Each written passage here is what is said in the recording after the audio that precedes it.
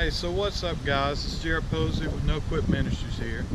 Um, you know, you guys have been so awesome recently.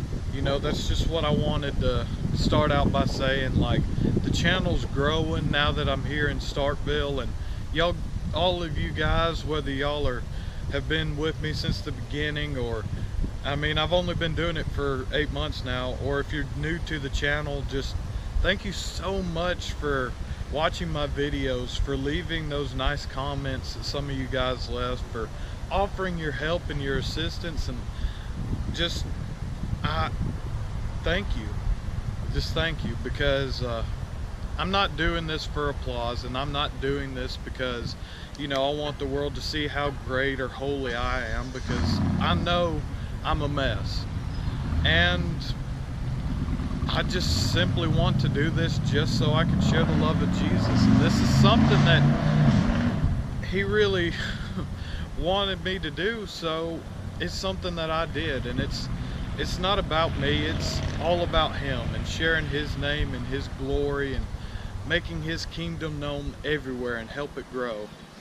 So, but thank you guys so much. I've really felt the love from my community recently, and I just really can't thank y'all guys enough. But so I'm gonna kind of jump into why I did this, why I decided to do this, because like I said, I got a lot of new people watching the channel now, and some people may just not know the story behind it. So I'm actually gonna do this as a two-parter. So this first part I'm gonna cover is my call into ministry.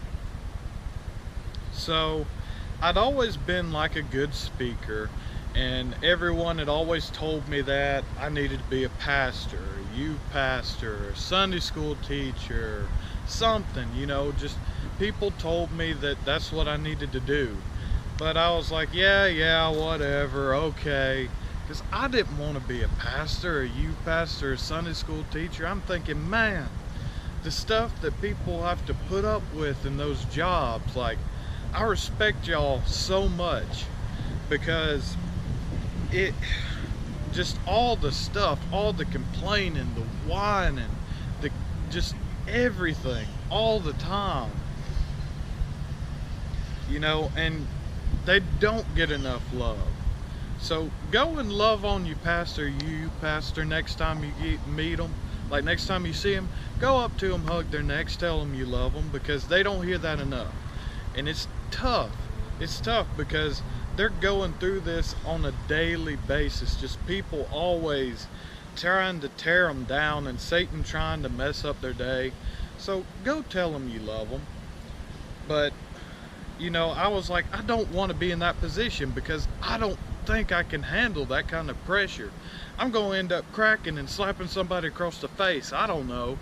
I'm going to end up going full squatch mode on them, and like picking them up and like throwing them out the window. I don't know. I'm just like, I don't want that all on me.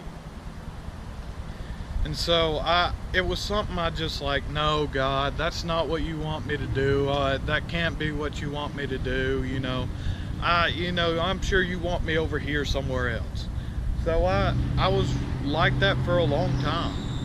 And it was 2015 on a World Changers trip, and I was working on some, it's like where you go and different church groups from like throughout the nation like come together in different towns that host it, and we all worship Jesus together, and then we go out into the community and we go and we work on people's houses who either can't afford it or can't physically do it. So it's a really cool program. I encourage y'all to go check it out. I love it to death, but it does require you to work, so be mindful of that. But so I was at this World Changers in Chattanooga, Tennessee, and my homeowner was this sweet little black lady. She's one of the nicest people I've ever met. She's just this wonderful person. Loved her to death.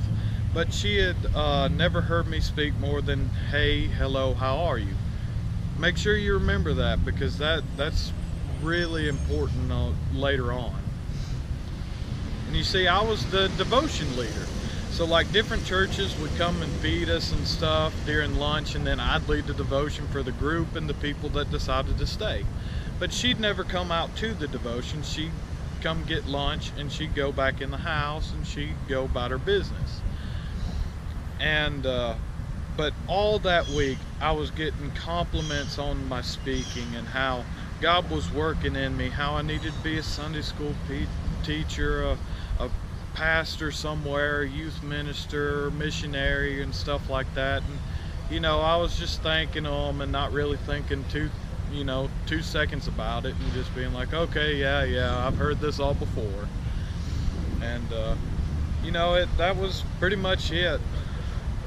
But then at the very end of the week,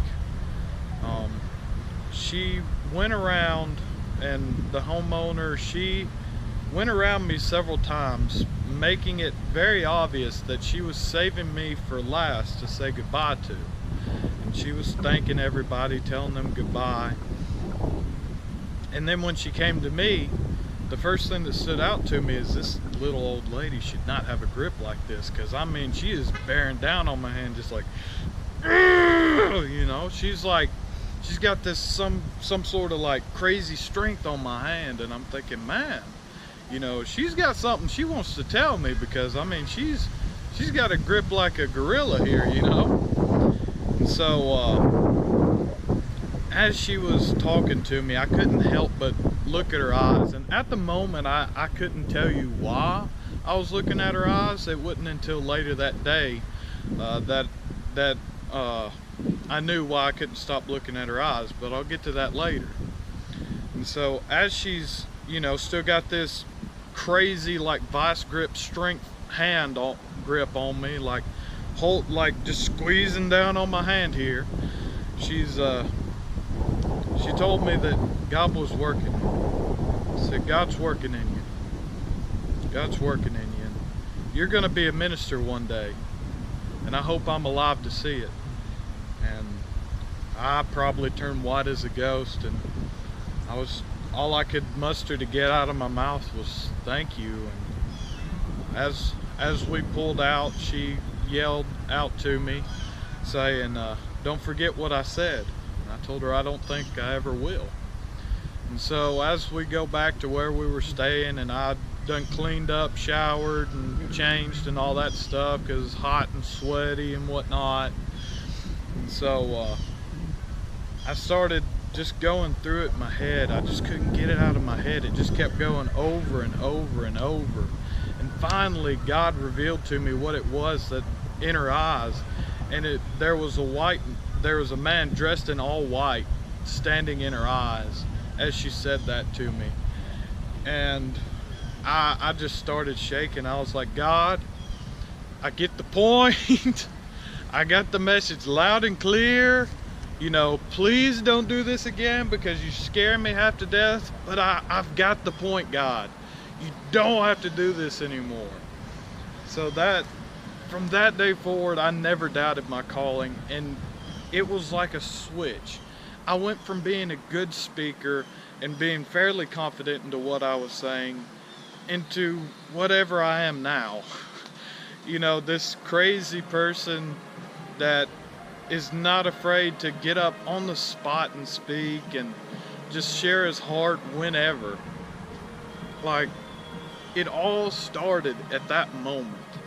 You know, when I finally realized this is what I want to do with my life. This is what God has put in front of me, and I'm so happy about it.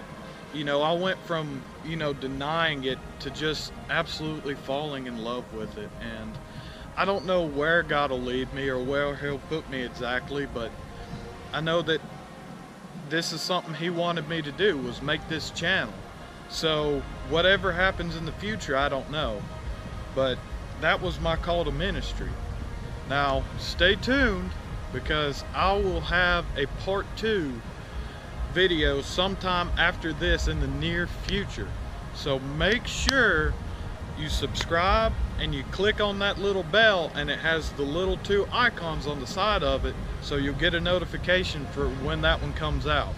So thank you so much for watching this video, and I hope the audio sounds okay because the wind is horrific right now and there's traffic everywhere, and the fabulous Maroon Band is playing over there in the background, but I'm sure it'll all work out. So I hope you enjoyed this video, and thank you for watching.